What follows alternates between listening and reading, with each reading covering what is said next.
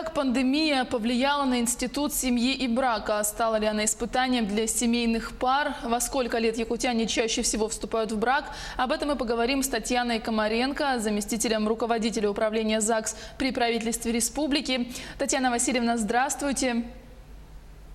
Здравствуйте. Скажите, в каком режиме сейчас работают органы ЗАГС и подают ли сейчас пары заявления на заключение брака? В первую очередь я хочу сказать, что на сегодняшний день у нас государственная регистрация актов гражданского состояния осуществляется в 410 населенных пунктах. Это в 35 отделах ЗАГС, которые созданы и действуют в каждом административном центре нашего района и в 376 органах местного самоуправления, которым мы еще в 2006 году передали часть полномочий по государственной регистрации актов гражданского состояния. Учитывая сложившуюся ситуацию с распространением коронавирусной инфекции, у нас внесены соответствующие изменения по графику приема граждан. В тех районах, улусах нашей республики, где на сегодняшний день сохраняется напряженная ситуация с коронавирусной инфекцией, это Алданский район, Мирнинский, Нюрингринский, Ленский, город Якутск, Хангаласский, Мегино-Кангаласские районы. У нас там, регистрация оказания государственной услуги по регистрации актов гражданского состояния проводится только строго по предварительной записи через портал государственных услуг. Во всех остальных отделах ЗАГС нашей республики, ведется прием заявления, оказывается государственная услуга по всем видам актов гражданского состояния с 9 до часу. А у вас есть ли какие-то данные за период пандемии, сколько браков было заключено в республике?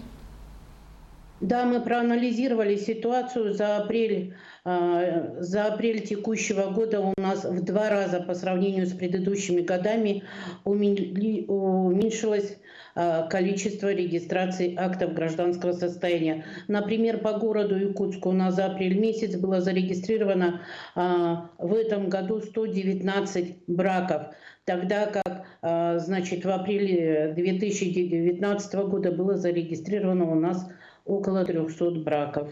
Но мы не отчаиваемся, учитывая то, что рассчитываете, акты гражданского состояния и браки будут зарегистрированы во втором полугодии 2020 года. И годовая статистика по итогам года, она у нас не ухудшится. А переносят, получается, люди дату свадьбы своей, да, в связи с пандемией? Да, тут я хочу сказать, что с 10 апреля 2019 года мы были вынуждены приостановить торжественную регистрацию браков на территории всей республики. Это временная мера направленная, это мера на распространение коронавирусной инфекции. Будет она отменена после того, как будут приняты соответствующие акты главы республики об отмене карантина и ситуация сменится с коронавирусной инфекцией. А пока у нас таким образом. Но при этом хочу сказать, что не отменена и по-прежнему у нас производится неторжественная регистрация браков. То есть мы принимаем заявление и оказываем такую услугу. Также, пользуясь случаем, мне очень хочется обратиться ко всем брачующимся в нашей республике женихам и невестам. Пожалуйста, если есть у вас возможность, нет каких-то уважительных причин для того, чтобы регистрировать брак именно в мае, в июне месяце, пожалуйста, рассмотрите этот вопрос на семейном совете и перенесите регистрацию браков на более поздний срок. Берегите здоровье свое, своих родных и близких, а также наших работников ЗАГС. А как происходит процедура переноса даты свадьбы? Те заявления, которые были приняты ранее на торжественную регистрацию брака, наши сотрудники отделов созваниваются, так как у нас есть, значит, телефоны указывают люди в заявлениях на подачу, в заявлениях о регистрации брака, созваниваются, разговаривают, убеждают перенести на более поздний срок. Как правило, люди соглашаются, только тех, у кого есть какие-то уважительные веские причины, но они соглашаются на проведение не торжественной регистрации. Дело в том, что кроме брачующихся жениха и невеста, мы временно не допускаем гостей, приглашенных женихов и невест, значит, в отделы ЗАГС. Так как торжественная регистрация – это все-таки массовое мероприятие, поэтому и используется масочный режим, очень трудно представить жениха и невесты в масках и назвать это торжественной регистрацией. А скажите, предоставление каких еще услуг сейчас не производится?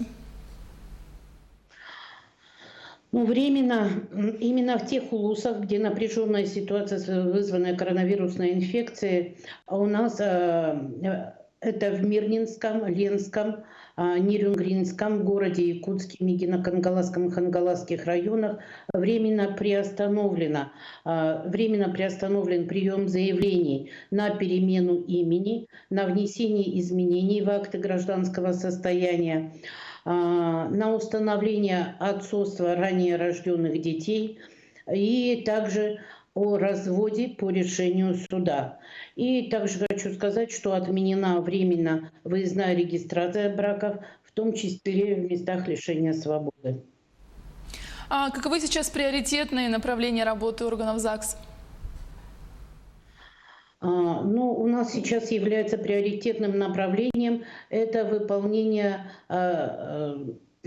поручения, возложенного на нас в послании президента Российской Федерации, правительству Российской Федерации и Федеральному собранию об обеспечении, значит, своевременной выплаты семьям ежемесячных выплат на детей в возрасте от 3 до 7 лет включительно. В связи с чем все органы ЗАГС субъектов Российской Федерации в короткие сроки с 25 марта до 16 мая должны перевести в электронный вид все акты, составленные о рождении детей на их территории с 2002 года по 2018 год.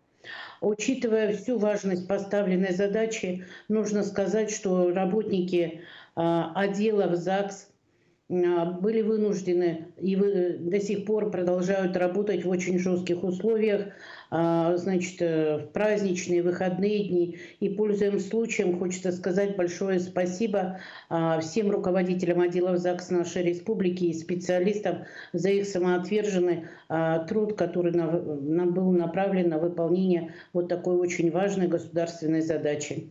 Спасибо вам. Да. Татьяна Васильевна, а в каком возрасте чаще всего якутяне вступают в брак? Но если брать вот нашу аналитику, статистику, которую мы делаем, то она показывает, что по-прежнему на протяжении многих уже лет у нас возраст невесты и жениха остается неизменным. Все чаще вступают в брак у нас невесты, девушки в возрасте от 20 до 24 лет, юноши, женихи в возрасте от 24 до 29 лет. И тут же я хочу отметить, что также у нас и не отстают дамы в возрасте 40 лет и старше. Если у нас в год регистрируется около 6 тысяч браков, то где-то 1000 регистраций брака приходится именно на невест в возрасте от 40 лет и старше. Еще интересно, насколько прочные союзы у якутян и много ли разводов и повторных браков? У нас по бракам, значит, хочу сказать, что в принципе, если брать аналитику за последние 10 лет, то где-то с 2013 года количество разводов у нас в республике идет на убыль. А количество браков у нас всегда превышает количество разводов. А чаще всего разводятся семьи, которые прожили в совместном браке от 1 года до 6 лет. А все реже и самое маленькое число разводов приходится на семьи, которые прожили 20 и более лет. А вот пандемия как-то внесла свои коррективы в эту статистику по разводам? Ну, учитывая, что у нас отменен прием заявлений на развод по решению суда, то, конечно, у нас количество разводов упадет. Но я говорю еще раз о том, что они придут, эти люди, к нам на регистрацию разводов во втором полугодии этого года. И то есть у нас навряд ли эта цифра упадет еще больше, чем хотелось бы. А часто ли регистрируются браки с иностранцами? Да, спасибо за вопрос. У нас на территории республики не очень активно граждане вступают в браки с иностранными гражданами. Где-то, если в год регистрируется 6 тысяч браков, то очень маленький процент приходится на регистрацию браков именно с иностранными гражданами. Но в основном львиная часть это приходится на граждан СНГ. Около 100 браков где-то в год, ну вот скажем, по итогам 2019 года было заключено с гражданами Таджикистана. Чуть меньше было заключено где-то около 80 браков с гражданами Украины. Чуть меньше было зарегистрировано браков с гражданами Армении и Азербайджана. Но хочется также отметить, что по итогам 2019 года, что наши граждане вступали в браки с гражданами дальнего зарубежья. У нас было заключено 2 брака в 2019 году с гражданами Бельгии. Был заключен брак один с жителем Китайской Народной Республики и один брак с жителем Доминиканской Народной Республики. А какова динамика в Якутии с рождаемостью? Ну, рождаемость у нас на сегодняшний день значит, превышает смертность. Это является очень хорошим показателем. Хочется сказать, что в республике по-прежнему у нас рождается мальчиков больше, чем девочек, поэтому в свое время все невесты будут обеспечены женихами. Очень много в республике, все больше с каждым годом рождается двоен. Вы знаете, по итогам 2019 года у нас было зарегистрировано 309 двоен. В Верхневилюйском у нас в районе было зарегистрировано, значит, 10 двоен. В Мирнинском районе было зарегистрировано в 2019 году 13 двоен. Ну и у нас в Мегино-Кангаласском улусе родилась, значит, 1 тройня. И в Верхоянском районе у нас родилось 4 детишек. Еще я знаю, Хочется сказать, что в республике с каждым годом увеличивается рождение именно третьих детей. Третьих, вторых детей. И все больше увеличивается рождаемость в арктической группе улусов. Это Булунский улус, Момский район, значит, Анабардский, Абыйский. Вот там увеличивается у нас в основном рождаемость.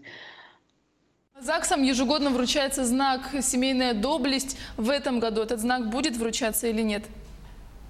Да, конечно, вот у меня как раз на столе знак «Семейная доблесть». Мы хотели показать, как он выглядит. Вот наши работники, вот так он выглядит, этот знак на сегодняшний день. Этот знак был учрежден еще в 2007 году управлением ЗАГС, является нашей ведомственной наградой. В 2019 году к знаку учрежден приветственный адрес главы нашей республики.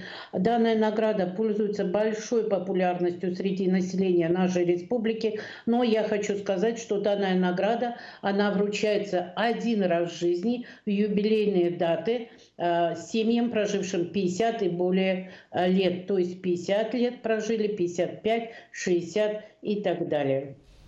А проект книги «Золотые семьи» продолжится? Да, Золотые семьи Якутии, вот как раз у меня на столе, мы тоже хотели показать. Сейчас готов, уже выпущен 6-й выпуск книги «Золотые семьи Якутии». И на сегодняшний день управление ЗАГС приступило к 7-му выпуску книги «Золотые семьи Якутии». Тоже, значит, данная книга пользуется очень большой популярностью среди населения нашей республики. В последний выпуск у нас вошла 101 семья, проживающая из 30 улусов нашей республики. Но книга является общественно-политическим изданием.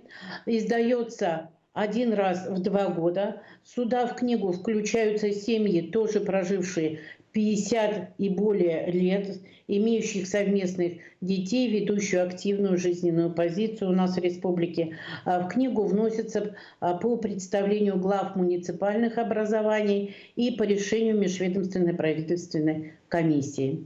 15 мая отмечается День семьи. Татьяна Васильевна, вы можете передать пожелания с Днем семьи нашим телезрителям? Ну, я поздравляю всех жителей нашей республики с Международным днем семьи. Хочу пожелать всем счастья, здоровья, добра, семейного благополучия, всех благ вам, вашим родным и близким. Спасибо большое за пожелания, за беседу. Спасибо. Я напомню, вы смотрели актуальное интервью. Оставайтесь с нами.